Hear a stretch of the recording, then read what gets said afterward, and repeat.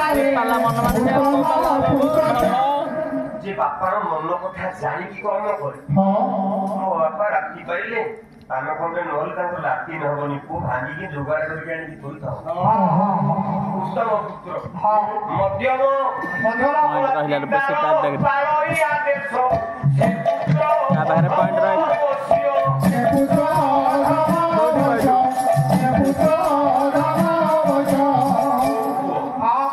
ବାପାଙ୍କର ଆଦେଶକୁ ପାଳନ କରେ। ସିଏ ହଉଛି ମଧ୍ୟମ ଅଧମ ପୁତ୍ର।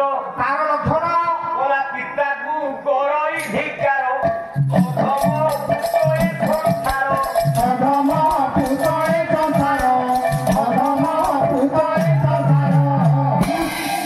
ଯିଏ ବାପାକୁ ଧିକାର করে বা গালি করে, যে নিন্দা করে, সে নির্লজ্জতা হচ্ছে অধম পুত্র। বাপাকে ডাকে জমা মানেনি, বাপা গোটে আরে পুরো গোটে সেটা অধম।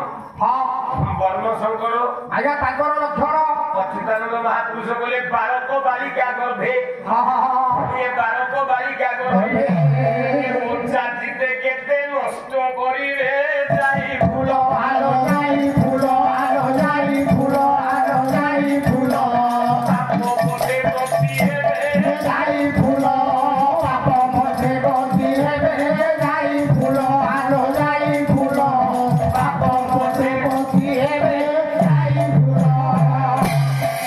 এ আলোচনা তো বাড়ি থাকা শিশির বাড়ি তাহলে দিকে টান লাগবে।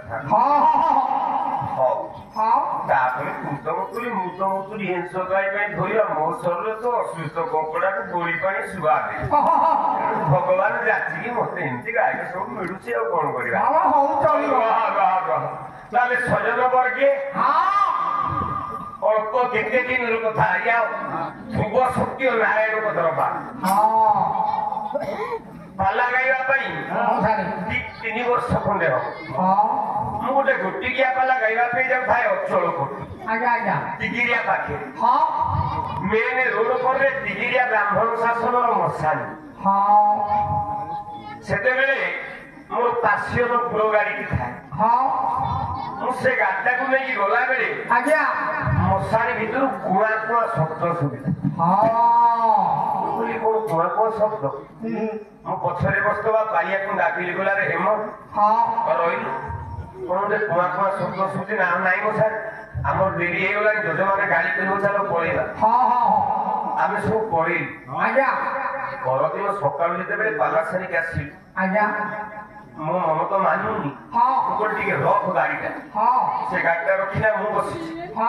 ମୁଁ ଗାଡିରେ ଓହ୍ଲେଇ ଯେତେବେଳେ ଯାଏ ମଶାଣି ସମାଧି ନିକଟରେ ଗୋଟେ ସତ୍ୟଜାତ ପିଲାଟେ ମରିକି କାଠ ହେଇକି ପଡିଛି।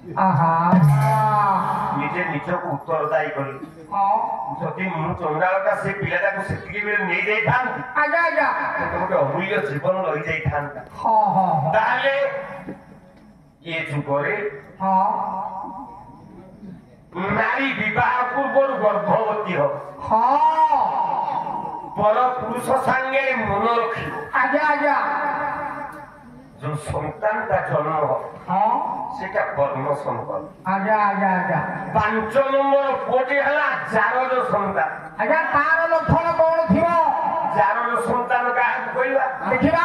ମନେକର ଗୋଟାଏ କୂଳ ବୋଲେ ବଂଶ ବୁଲି ଯାଉଛି, ଏ ବଂଶ ବୁଲି ଗଲା ବେଳେ ସେଇ ବଂଶର ଶ୍ରେଷ୍ଠ ପୁରୁଷ ବା ନାରୀଙ୍କର ଆଦେଶକୁ ଗ୍ରହଣ କରି ଘରର କୁଳବଧୂ ଯଦି ଉଚ୍ଚ କୁଳର ପୁରୁଷ ସହିତ ସମ୍ପର୍କ ରଖି ପିଲାଟିଏ ଜନ୍ମ କରେ, ସେଠି ବଂଶ ରକ୍ଷା ହୁଏ, କୁଳ ରକ୍ଷା ହୁଏ। ସେଠି ରଜଟା ଠିକ, କିନ୍ତୁ ବୀର୍ଯ୍ୟଟା ଭୁଲ। ବାପାର ବୀର୍ଯ୍ୟ ନାହିଁ, ମାର ରଜ ଅଛି।